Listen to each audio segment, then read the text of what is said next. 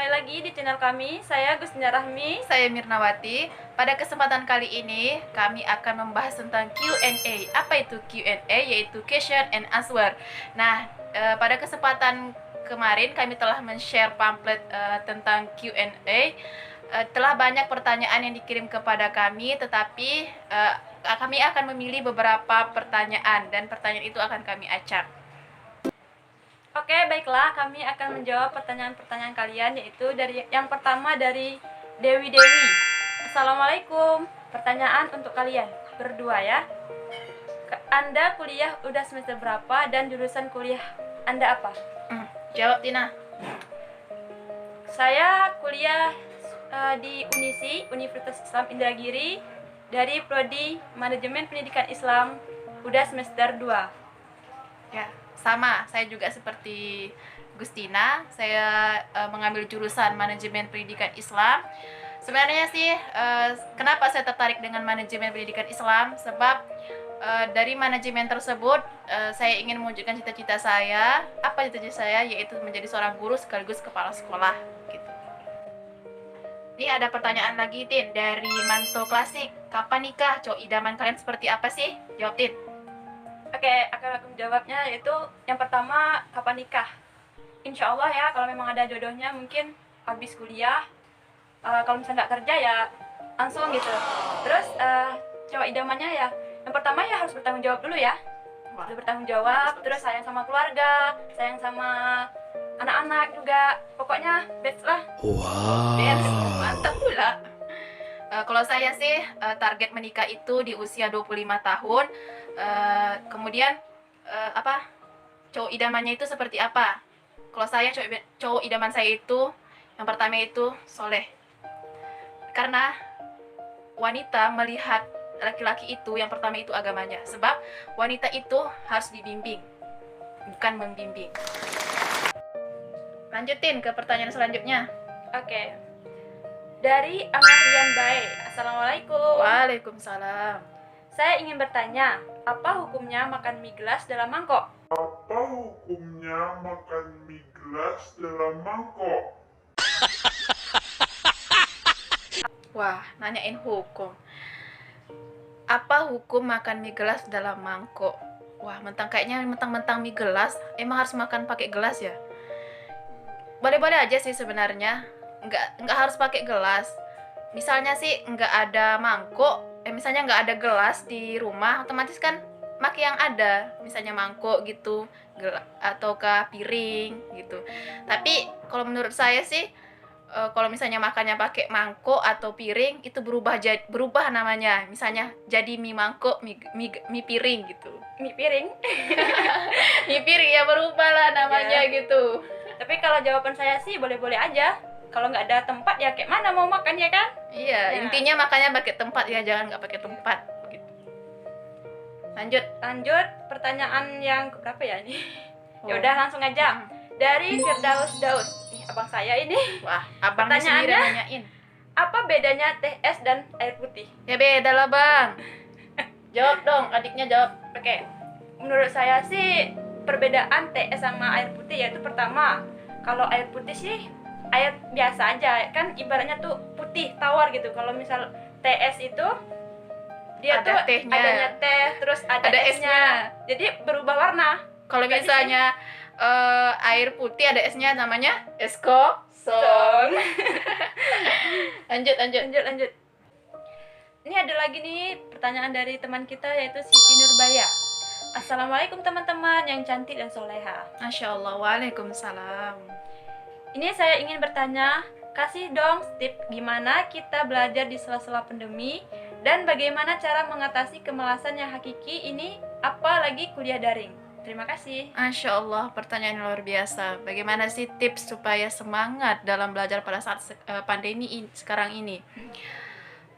Kalau menurut saya, tips yang pertama itu tentukan agenda jadwal belajar. Nah, dalam satu minggu itu nggak mungkin dong kita malas-malasan belajar, iya kan? Kita harus pandai-pandai menyisihkan waktu waktu untuk belajar dalam satu minggu tersebut. Misalnya nih, dalam satu hari setelah sholat isya, kita itu bisa belajar sebentar, baru istirahat, jangan gadget terus. Nah, kemudian setelah sholat subuh itu kita sudah ngaji ataukah sudah zikir sebagainya. Kita harus itu usahakan untuk membuka buku atau mengulang kembali pelajaran yang telah diberikan baik dari dosen ataupun dari guru kita. Nah, setelah itu kita juga harus memiliki target. Nah, target belajar kita itu untuk apa? Nah, setiap kegiatan itu harus memiliki target. Jika tidak memiliki target, itu umpama kita makan nasi tanpa tempat. Lanjut Tina, pertanyaan berikutnya. Pertanyaan tadi saya sedikit tambah ya. Bagaimana sih cara mengatasi kemalasan yang hakiki saat belajar di masa pandemi ya? Berarti di rumah ya kita Ya, belajar karena kan daring. zaman sekarang ini kan serba daring gitu. Jadi ya online otomatis kan malas itu makin meningkat gitu kan. Kalau aku sih, pendapat aku nih ya, pertama kita harus belajar itu kita cari teman. Kita cari Ya, teman untuk teman. belajar, ya kan? Supaya apa? Supaya kita tuh tidak malas gitu. Ada Ya. teman kita yang mungkin sama Ya, frekuensi sama seperti kita. rajin gitu belajar. Jadi kita tuh termotivasi untuk oh kok ini bisa rajin gini, gue harus bisa gitu. Ya, betul itu. Dan kedua itu kita harus ya, yang kita kan kuliah daring ini kan mungkin ada batas waktu ya. Ya. Mungkin ada 1 jam atau 2 jam kita online gitu kan. Nah, kita manfaatkan jam-jam belajar itu. Dan sela-sela belajar itu ya kita harus fokus, terutama sih fokus belajar dulu ya. Ya. Kan banyak tuh pekerjaan-pekerjaan, mungkin pekerjaan rumah atau teman-teman cewek apa cowok gitu kan, yang ada pekerjaan dari luar lah gitu kan. Iya. Tapi kita harus meluangkan waktu untuk belajar, untuk selama jam daring itu tersebut. Kalau pendapat aku seperti itu. Ya, kita harus juga ingat loh nasihat dari Imam Syafi'i radhiyallahu anha di mana beliau berkata, "Jika engkau lelah atau merasa capek dengan belajar, maka engkau akan bersiap merasakan perihnya kebodohan." Ya, Jadi jangan malas-malas lagi ya. Karena apa? Malas itu bagi saya sih ada nih obat dari malas itu apa? Dipaksakan. Jadi kalau misalnya segala sesuatu itu kita paksakan, maka otomatis walaupun dalam keadaan terpaksa itu dapat terlaksana ya Tin. Iya. Karena segala sesuatu itu kalau nggak dipaksakan ya nggak akan jadi gitu. betul itu. Ada pertanyaan dari teman kita nih. Siapa dari, tuh? Dari Linda Unisi. Linda Unisi. Siti Rahmalinda bukan Ya, sih? namanya Siti Rahmalinda, cuman saya bikin di kontak saya Siti Linda Unisi. Waduh. Oke, pertanyaannya itu dari sahabatmu, pertanyaannya apa sih tips buat kita untuk jangan menyerah? Wah, nanyain Tips tips supaya ya. jangan menyerah. Mantap. Ayo jawab. Yang pertama itu, jika Anda gagal, maka coba lagi. Ya, betul itu. Karena kegagalan itu bukan suatu masalah gitu. Kenapa? Karena ya kalau kita gagal ya harus coba lagi daripada tidak mencoba sama sekali, ya kan? Ya betul, karena apa? Nggak ada tuh orang yang sukses secara instan, yang adanya cuma mie instan. Ya enggak? Mie instan, Mie waduh. Dan kedua, ada 2 step loh. Apa? Tadi pertama kan, yang kedua itu berikan penghargaan diri.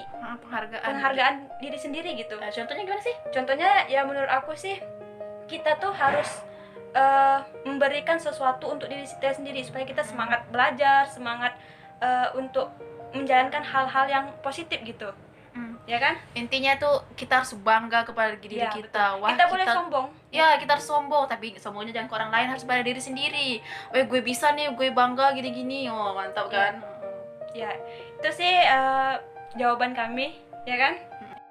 Ada pertanyaan lagi nggak Mir dari teman-teman kita? Ada dong Tin, nih dari Muhammad Rosnadi, katanya ketika kita mengagumi dan menyukai seseorang, tetapi kita merasa tidak mungkin atau mustahil untuk memiliki dia. Wah, dia siapa ini? Wah, nggak tahu Tin, ini kan urusan orang, ya nanti kita kepo dong. Kemudian bagaimana sih solusi dan tanggapan dari kalian berdua? Tanggapan Wah, mungkin. tanggapan ini. Ini jatuhnya ya cinta dalam diam ya. Wah, diam-diam menyukai ya. Pegang Tin, pegang. Oke. Gak connect dia nih. Nah, di dalam Al-Quran kita sudah tidak asing lagi dengan kalimat kun fayakun. Apabila Allah menghendaki maka terjadilah. Jadi jika dia memang jodohmu maka insya Allah bersatu. Jadi nggak ada yang mustahil bagi Allah. Ketika Allah telah menakdirkan dia untuk kita atau untuk diri Anda ya, yang khusus yang bertanya nih, maka insya Allah ada jalan untuk buat kalian bersatu. Betul itu, karena ya pertama jodoh, maut, rezeki itu tidak ada yang tahu. Ya. Karena udah ditakdirkan sama Allah ya kan. Nah, jadi mungkin ini jalan kita gitu kan. Ya, Setiap betul. orang sih berbeda-beda sih jalannya ya. ya kan? Jadi nggak ada yang tahu sih. Ya, intinya jangan minder lah kalau misalnya suka dengan orang itu harus diungkapkan lah, apalagi cowok masa iya sih nggak ungkapin ya. Cowok masa iya sih nggak ungkapin ya. Kemudian kita harus juga ingat apa pesan Rasulullah. Rasulullah itu mengatakan, jika kamu menyukai seseorang maka ucapkanlah bahwa aku mencintaimu. Masya Allah. Mantap Hadis itu. ini harus dipegang ya, harus diingat baik-baik kan. Kalau misalnya kita cinta sama orang ya kita harus ungkapin, dia terima atau enggak ya urusan Kalau nggak belakangan terima ya. gimana? Kalau nggak terima ya mungkin dia bukan jodoh kita ya. Bukan jodoh kita ya. Pasrah. Kemudian kalau misalnya dia bukan jodoh kita, mungkin Allah telah menyediakan yang terbaik buat kita ya. Karena Allah mengatakan sesuatu itu mungkin menurutmu baik padahal itu tidak baik, dan sesuatu yang tidak baik itu padahal menurut Allah itu baik ya gitu. Intinya jangan malu untuk mengungkapkan cinta pada seseorang. Oke. Kalau kita mah, kalau gue mah malu loh Tin. Karena apa? Ya kan gue wajar. gue gini, sistem gue kalau gue kagum sama orang gitu, gue doain dia di sepertiga malam, gue tikung dia Tin. Gue tikung kan. Karena apa? Kalau misalnya kita diam-diam menyukai seseorang itu, kita harus diam-diam juga mendoakan. Kemudian diam-diam perlahan itu memperbaiki diri. Dan yang terakhir itu nggak taunya diam-diam menyebar undangan ya. Kayak gitu. Oke. Mungkin inilah yang kami jawab Iya. pertanyaan-pertanyaan teman-teman Dari gitu ya. teman-teman semua. Apabila terdapat kesalahan atau mungkin kurang memahami dari jawaban kita minta maaf, karena itu kebenaran selalu datang dari Allah dan kesalahan itu datangnya dari pribadi kita Iya, berdua. betul itu. Jangan segan untuk bertanya jangan segan untuk bertanya. Pokoknya terima kasih lah buat teman-teman yang sudah mau bertanya pada kami berdua gitu, khususnya kami berdua. Terima kasih yang sudah ingin bertanya. Balik lagi. Ya udah. Sampai jumpa. Bye bye. Assalamualaikum. Assalamualaikum udah mana? Sampai jumpa. Bye bye. Assalamualaikum warahmatullahi wabarakatuh. Jangan lupa subscribe